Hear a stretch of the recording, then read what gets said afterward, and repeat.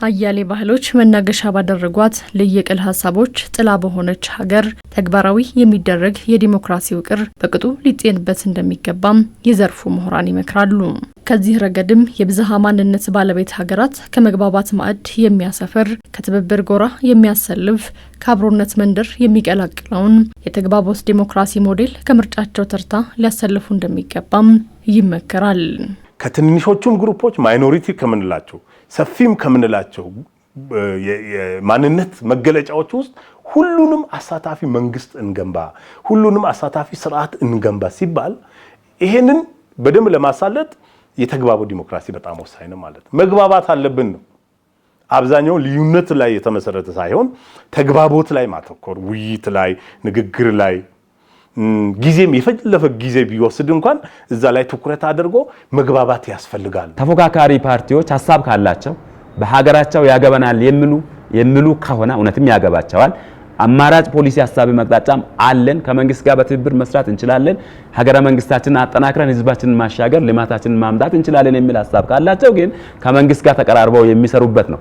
በብዝሃ ማንነት ጥለት የተሸመነች ኢትዮጵያም አማራጭ ሀሳቦች ከቁብ ይገቡ፣ ያልተደመጥኩ ምሳቤ ይሻር፣ የአብሮ መስራት ትልም ስጋ ይለብስ ዘንድ የተግባቦት ዲሞክራሲ ውቅር አስቻይ ሁኔታን ይፈጥራል ይላሉ የዘርፉ ምሁራን። በሁለት መንገድ ክሪቲካል አድርገን ልናየው እንችላለን። የመጀመሪያው ብዝሃነታችን፣ ሁለተኛው ህብረ ብሔራዊ ፌዴራል ስርዓታችን። እንግዲህ ብዝሃነት ሴንሲቲቭ የሆነበት አገር ላይ ሴንሲቲቭ ስልሽ የፖለቲካ አጀንዳ በሆነበት አገር ላይ ማለት ነው። ብዝሃነት አገር ያላቸው ሆኖ ግን ፖለቲካል ሴንሲቲቪቲ የሌላቸው አገሮች አሉ። እሱ ጋር ችግር የለም። እኛ አገር ላይ ግን ቋንቋ፣ ብሔር፣ ማንነት የፖለቲካ አጀንዳ ከሆነ ይሄን ማስተናገድ ያስፈልጋል ነው። ይሄን ስናደርግ ደግሞ በማጆሪታሪያን ዲሞክራሲ እኔ ካለፍኩኝ አንተን አልፈልግም ብለን አንችልም። ሰላም ሊረጋገጥ አይችልም። ቀጣይነት ያለው ልማት ሊረጋገጥ አይችልም። በእርግጥ በህገ መንግስቱ የአብላጫ ዲሞክራሲ ነው ያለው። በፓርቲ ደረጃ ግን የተግባቦት ዲሞክራሲ ለሀገራችን በጣም አስፈላጊ ነው በሚል በዋናነት የሀገራችን የዲሞክራሲ ስርዓት ግንባታ ቀጣይ አቅጣጫ በሚል ተይዞ እየተሰራ ያለ ስራ ነው።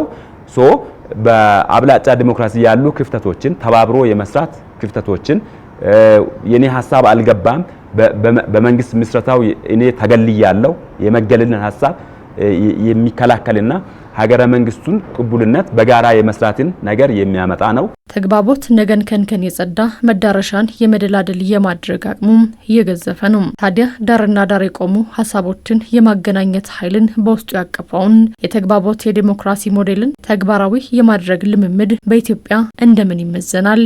ፖለቲካ ፓርቲዎች ያላሸነፉትንም በህግ አውጪ እንኳን ቦታ ባይኖራቸው መቀመጫ ባይኖራቸው በህግ አስፈጻሚ ውስጥ በሴክተሮች ውስጥ ኃላፊነት እየተሰጣቸው ሀገራቸውን እንዲያገለግሉ ይሄ ምንድነው መግባባትን አካታችነትንም እያጠናከረ ይሄዳል ማለት። አካታችነት ሲጠናከር ደግሞ ተግባቦቱ እርስ በርስ የሚደጋገፉ ስለሆነ በዛ ስትሮንግ እየሆነ ይሄዳል። እንደሚታወቀው በሀገራችን በጣም ብዙ ተፎካካሪ ፓርቲ መሪ የነበሩ ሰዎች በመንግስት ካቢኔ በመንግስት ስርዓት ውስጥ ገብተው ስራዎችን እየሰሩ